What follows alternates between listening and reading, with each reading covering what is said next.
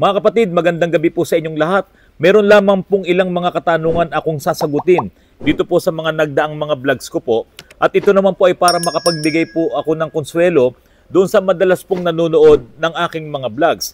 At ang tanong naman po niya ay simpleng tanong lang, pero kailangan pong sagutin ng eksakto at kumpleto. Para naman po hindi kayo malito, maging yung ibang mga subscribers ko po na nanonood sa akin, dahil halos lahat po ng sasakyan ay meron nito. Almost 99% kahit electric vehicles ay meron po nitong pag-uusapan po natin ngayon. Ito po ang tanong ni Juan Redeventures. Master, need ba talaga i-flushing ang coolant sa radiator system? If in case mag-mix ang dalawang magkaibang brand ng the same color, di naman. Yan kasi kadalasan tip ng ibang car enthusiasts or mechanics to avoid forming of sludge due to mixed brands formula that can clog and eventually damage the radiator. Hope you can share your golden tips on this maintenance aspect. Thanks. Doon po sa sinasabi nyong bawal po ba na mag-mix ang dalawang coolant sa inyong radiator, kung parehas naman po ang chemical properties ng coolant na inilagay nyo, pwede pong mag-mix yan. Ngayon sabi nyo naman ay magkaparehas ng kulay, so walang magiging problema. Magwo-work po siya as coolant, magwo-work siya as anti-rust or panlaban sa kalawang. Ngayon, kung magkaibang kulay yan, diyan ka magkakaroon ng konting problema. Kasi pag yung red at yung green pinaghalo mo, doon pa lang ay kulay kalawang na po yun. Kaya hindi mo ngayon mapapansin kung maghalo ang dalawang magkaibang kulay kung kinakalawang na nga ba ang iyong radiator or maging ang iyong engine block. Pero mga kapatid, may mga makina na ang kanilang engine block ay aluminum. At kung aluminum din ang iyong radiator, halos wala ka talagang mapapansin na kalawang katulad po ng mga BMW, mga Honda, at yung mga bagong modelo po ngayon, halos hindi siya kinakalawang. Pero doon po sa sinasabi nyo na makakasira po ba yun? Hindi po yun makakasira. Kasi nga po, parehas naman yung coolant na ginamit mo, ang trabaho nila ay anti-rust, no? Panlaban sa kalawang. At meron lang ibang mga additives na inilagay doon para makatulong din sa cooling system ng iyong sasakyan. Tulad sa ibang bansa, yung anti-freeze, di ba? Doon kasi nagyayelo. Kaya may mga coolant po na may mga additives para naman pakinabangan yung anti-freeze power ng iyong coolant. Ano po ba ang ilan sa mga nagiging dahilan kung bakit ang coolant ay hindi siya nagiging effective? Ito po, kapag ang inyong coolant ay sobrang luma na, or tumakbo na ng halos 100,000 kilometers ang inyong sasakyan, matindi na at naluma na yan, kadalasan po kasi yung mga coolant na yan ay nagiging acidic na. At once na maging acidic ang iyong coolant, hindi na yan magiging magaling na anti-rust panlaban sa kalawang. Kapag ka po gamit na ang coolant mo at nahaluan mo ngayon ng bagong coolant, yan ang hindi magiging okay. Masisira na rin po yung mga additives na nandun, madideplete na po yan. Pero mga kapatid, bakit ba isinisingit ko yung lumang coolant? Alam nyo po, yung sasakyan ko, yung Honda City ko, na halos umabot ng 6 na taon, hindi po ako nagpalit ng coolant doon. Kasi nga po, hindi siya halos nababawasan. Napakaganda po ng mga cooling system. Pati yung Toyota Grandia, na naibenta ko, 2 beses lang ako nag-flashing noon sa loob ng 10 taon na nasa akin po yung sasakyan na yan. So, ibig sabihin, kung nag-average po ako ng 10,000 a year sa paggamit ko ng sasakyan, yung Toyota Grandia na yon umabot ng 90,000. So, 45,000 kilometers, nagpalit ako ng coolant. At yung sumunod na 45,000 bago ko siya maibenta. Kaya ang advice ko po sa inyo, every 45,000 kilometers, magpalit po kayo ng inyong radiator coolant para po hindi siya maging acidic. Kasi po, once na maging acidic na ang inyong coolant, ito na, sisirain niya ang mga gasket, sisirain niya ang mga oil seals, at kung ano-ano pang mga pyesa sa loob ng inyong sasakyan, pati yung mga metals na yan, kaya niya sirain. Kasi nga po acidic na. Yan naman ang kalaban ng ating makina eh. Even yung mga pistons natin, even yung mga liners, yung mga piston rings, kapag ka po naging acidic na ang ating engine oil, yan din po ang sisira sa mga metals po na yan. Pero teka, maraming namumroblema dito po sa paggamit ng coolant. Kaya nga po yung iba, ang nangyayari, nagtsatsaga na lamang po sa nawasa, sa tubig na galing sa gripo. Kasi nga po, kapag naglagay sila ng coolant ngayon, bukas ubos na. Or makalipas lamang ang 1 linggo, halos kalahati na lang yung laman ng kanilang reservoir. Dagdag na naman sila ng dagdag ng coolant, ang mahal din po ng coolant. Kaya po ang nangyayari, sa halip na makatipid ka sa iyong sasakyan, halimbawa sa fuel, napupunta pa ngayon sa coolant yung dapat na matitipid mo. Kasi nga po, marami pong mga cooling system ng mga sasakyan ngayon ang may tagas, may leak, o kaya naman hindi na maganda yung cooling power ng kanilang radiator, so nagkakaroon ng condensation, nagkakaroon ng evaporation, pati yung kanilang cooling fans, hindi na rin maganda. Kaya ang nangyari kapag mainit ang panahon, kapag tanghaling tapat, may init ng todo yung radiator, so nagkakaroon ngayon ng evaporation, condensation. Kaya yung laman na coolant ng kanilang radiators nauubos, nababawasan. Hindi po dapat ganun ang mangyari. Sabi ko nga po sa inyo, yung mga unang sasakyan ko na mga binili ko ng brand new, hanggang maibenta ko nga yung Toyota Grandia, 2 beses lang ako nag-flashing. Flashing po hindi po yung nagdagdag. Iba po yung nagdagdag dun sa nag-flashing. Kasi nga po, kapag nagdagdag ka lang at acidic na yung lumang coolant mo, useless yung dinagdag mo. Diba? Mas marami pa rin yung natirang coolant doon na acidic. Kaya dapat kapag ka po kayo ay magpapalit ng inyong coolant, dapat flashing po talaga yan. Uubusin nyo talaga yung lumang coolant para pumasok ngayon yung bagong coolant na hindi pa po acidic. Ngayon, paano yung mga naglalagay ng coolant at nauubos din kaagad? Yan po, ipaayos nyo po ang inyong mga radiators, ipaayos nyo ang inyong cooling fan, baka mahina na yan.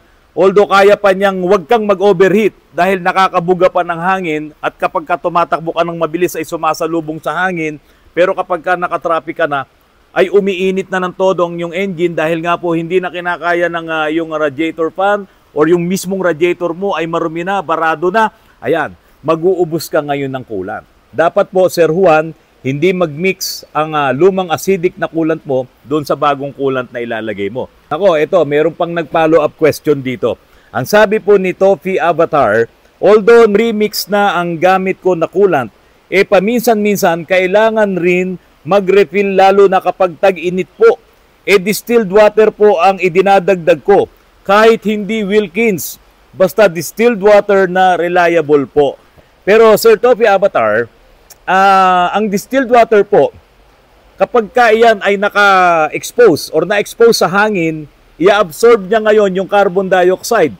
At kapag iyan ay nag-absorb ng carbon dioxide, magpo-form siya ngayon ng carbonic acid. Magiging acidic ngayon ang iyong distilled water na ipinang-top up mo sa iyong coolant. Kaya ang mangyayari dyan, hindi rin magtatagal, kakalawangin din ang iyong makina. Or sisirain din yung mga goma, sisirain din yung mga oil seals dahil nga po, nagiging acidic na rin po ang iyong coolant. Napaka-importante po na halimbawa, ginamit mo nga yung distilled water. No? Dapat hindi siya maka-absorb ng hangin. Paano yung iba po ay sira yung mga radiator cap? Pagka sira ang radiator cap mo, sigurado papasok ang hangin. At pagpasok ng hangin, papasok din, i-absorb niya ang carbon dioxide. At yun na nga po, magpo-form yan ng carbonic acid. Ito po, Sir Toffee, bagamat distilled water yan, wala siyang mga minerals, no? Wala siyang impurities. Pero sabi ko nga po, kapag ka nakalanghap ng hangin ang yung distilled water, ay magiging semi-acidic po yan. Dahil magpo-form yan ng carbonic acid. Ang matindi ron, dapat sana coolant ang ilalagay mo. Halimbawa, 50-50 premix dito, 50-50 premix dito. Naglagay ka ngayon ng distilled water, wala nang 50-50 to. Wala itong additives, wala itong anti-rust properties, yung distilled water na yan, kaya hihina ngayon yung power ng coolant mo. Sir Toffee, yung sinasabi mo na okay naman yung distilled water, siguro for a while okay yan, pero hindi magtatagal, magdudulot din po yan ng problema. Iba po kasi talaga yung trabaho ng coolant. So, ang importante, kung nagbabawas ka ng coolant sa iyong radiator or nagbabawas ng tubig yan, sigurado may problema yan. Kaya ipaayos mo po ang iyong cooling system para kung sakaling maglagay ka na ngayon ng purong coolant or yung premix na coolant, ay hindi miya't maya ay nagdadagdag ka at sayang po ang pera mo. Baguhin po natin yung ating usapan, umalis muna tayo sa coolant, pero usapang nag-overheat pa rin po ito. Kasi po yung vlog ko po nung nakaraan, yun nga po pinakita ko po sa inyo, yung Toyota Prado, Land Cruiser Prado po na yon, na kapag umilaw yung automatic transmission oil, overheating, ayan, dapat ipahinga mo ang iyong sasakyan, hintayin mong lumamig ng konti yung iyong ATF dahil kapag iyon ay pinilit mo, pwedeng masira ang iyong transmission fluid at masira na rin, madamay na ang iyong transmission. Pero ito po, sabi ni Gilly Pogi, ang tindi ng pangalan nito Sir Randy, yung sasakyan ko po, pag cold start, umiilaw yung 80 temperature. Pero after 2 seconds, namamatay din naman po agad. Ano po kaya yun? Problema na po kaya? Talaga may problema ng konti yun. Kaya nga siya nag-warning. So, yung 2 seconds naman na lumalabas siya, malamang initialization lang din naman po yun. Kaya lang, kung yan every cold start mo lang nakikita at kapag nagamit mo na sa buong maghapon ay nawawala na, meron siyang ipinahihiwatig sa iyo. Baka po ang iyong ATF ay kulang na rin sa level or baka naman talagang maruming-marumi na rin ang iyong ATF at yung sensor mo kapag malamig ang iyong ATF ay nag-umiilaw siya na akala mong mainit. Akala niya nalilito na siya dahil nga baka kulang na ang level ng iyong ATF. Kaya ang importante po, ipacheck mo ang iyong transmission, Sir Gilly, at baka mamaya yan ay kulang na. Alam mo ba na ang ATF ay cooling fluid rin po yan mismo ng iyong transmission. At kabahan ka kung yung 80 temperature sensor ay hindi mo na makikita every time na ino-on mo ang iyong ignition. Tandaan mo po, pag on mo pa lang na ignition, kasabay pong nakailaw yan ng check engine, mga ABS, pati yung iba pang mga warning sign na nandyan sa yung cluster gauge, umiilaw yan. At kapag ini-start mo naman kusa silang nawawala. Ngayon, kung hindi mawawala, yun yung mga check engine, yun yung mga problems na dapat na ipacheck mo talaga. Pero yung sa'yo, sabi mo, after 2 seconds nawawala, malamang initialization lang din yan at kailangan mo pong ipacheck ang iyong transmission. Mga kapatid, sumakit ang ulo ko dito sa isang nag-comment po na ito. Tulungan nyo nga po ako na ito ay masagot. Ito po ay tungkol sa transmission. Paano daw po kung matutulog, handbrake okay na? Kasi may mga vlogs po ako nung nakaraan na kapag ka po nasa traffic ka, diba, i-drive mo lang, no? Tapos i-preno mo. O kung gusto mo isabay yung handbrake, wala namang problema. Diba? Tapos kapag go na, abante ka na. Ang tindi ng tanong nito, paano daw po kung matutulog, handbrake okay na? Matutulog pala siya. Naku po, napakahirap yatang sagutin ito. Pero sige, sasagutin po kita. Brad, hindi ka nandyan sa sasakyan mo at nandyan ka sa kalye para matulog. Di ba? Nandyan ka para magmaneho. Kung inaanto ka, umuwi ka sa bahay mo at matulog ka dyan sa kama mo. Pero kung talagang hindi mo kayang pigilin, halimbawa na lang ito, nasa biyahe ka, nandyan ka sa expressway, sa NLEX, talagang antok ka na.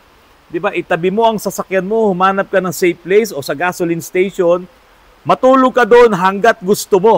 Iwanan mo lang ng konting bukas yung bintana mo para hindi mo naman masagap yung sarili mong hininga. Yung carbon monoxide at carbon dioxide na nandyan sa loob ng sasakyan mo, baka ikaw ay masuffocate at ikamatay mo pa yan. Kaya po mga kapatid, kung halimbawa antok na antok kayo, hindi ko sasabihin na i-handbrake mo, i-foot brake mo, or iapak mo ang paa mo sa preno at talagang napakadelikado po, pwede ka kasing maaksidente. Bawal na bawal po yan.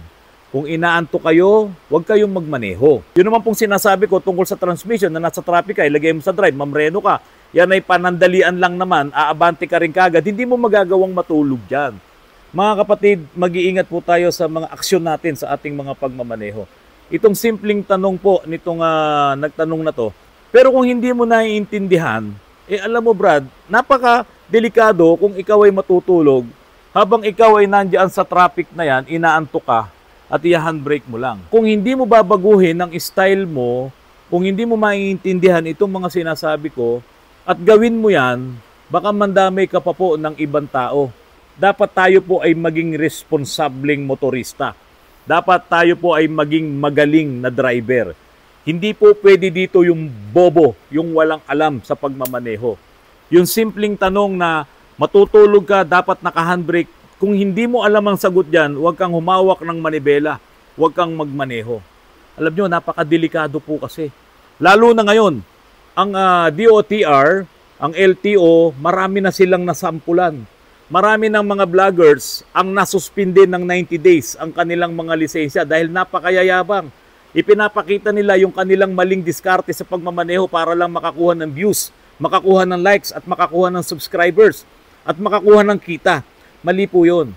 Tingnan nyo tuloy ang nangyari sa kanila. Nakatutok pala sa kanila ang DOTR, ang ating Transportation Secretary na si Sir Vince Dizon. O kitang-kita yung mga ginawa nila. O ano nangyari? Diba? Suspension, 90 days. Diba? Meron pang matindi dito. Yung SUV na nag-counterflow. Diyan po sa Skyway. O ano po nangyari doon? Lifetime revocation ng kanyang lisensya. Hindi na talaga yan bibigyan ng lisensya. Hindi na yan makakapagmaneho. Anong tawag doon? Hindi lang bobo, talagang walang modo. Biro mo, salubungin mo, mag-counterflow ka.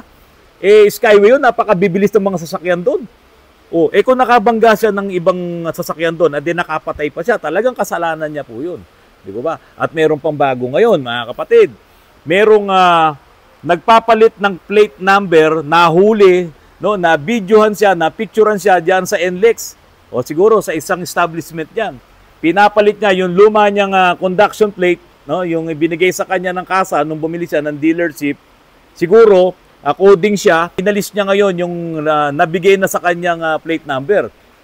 Huli siya ngayon. Nakita ngayon siya ng DOTR. Lumabas yan sa social media. Ayan, 90 days suspension ulit.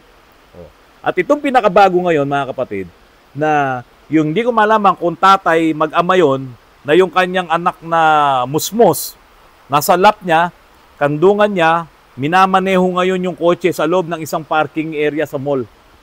Nakita rin yan ni Secretary Vince Dizon. Ano ngayon, pinapupunta siya ngayon, pinapa-show cause order po siya. At sigurado na yan, 90 days ulit yan na suspension. Napakadelikado po nun. Hindi naman kaya pa yan nung bata, tuwan-tuwa kayo.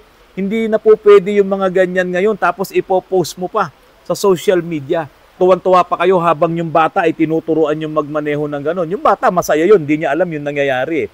Pero kayo, naging masaya kayo sa maling paraan na ginagawa nyo. Baka mamaya may gumaya pa sa inyo eh. Kaya nga po, saludo tayo dito kay Secretary Vince Dizon dahil binigyan kagad kayo ng parusa. Maling-mali po ginagawa nyo. Labag sa batas yan, batas trapiko. Kaya po mga kapatid, mag-ingat po tayo sa pagmamaneho. At para naman po kay Secretary Vince Dizon, sana po makita nyo rin yung mga motorsiklo na may angkas na baby sa gitna, sa pagitan nila. Kasi marami na rin nagpo-post niyan sa social media, napipicturean, nabibidyohan. Sana iyon din, magkaroon na kayo talaga ng isang departamento na sinisilip itong mga video na yan at makall nyo kagad yan, matawagan nyo kagad ng pansin yan para mas makapagligtas pa po tayo ng maraming buhay. Kawawa naman yung mga baby po na yan. Kung sila ay maaksidente, hindi na nabigyan ng pagkakataon na mabuhay pa ng masaya yung mga baby na madadamay po sa aksidente dahil sa kapabayaan ng kanilang mga magulang. Mga kapatid, umuulan po dito ngayon sa Antipolo. Pasensya na po kayo kung medyo maingay ang aking audio. Pero sana po magpatuloy po tayo na gumawa ng tama sa ating mga pagmamaneho. Huwag po tayong maging bobong driver. Marami dyan talagang masasabi nating bobo, lalong-lalo na kapag puro paglabag sa batas trapiko ang kanilang ginagawa. At bawat paglabag po nila sa batas trapiko, karamihan po dyan nakaka-aksidente. At yung buhay na nawawala, yung buhay na nasasakripisyo dahil lang sa kabobohan nitong mga driver po na ito. Mga kapatid, maraming salamat po sa inyo. Magandang gabi po sa inyong lahat.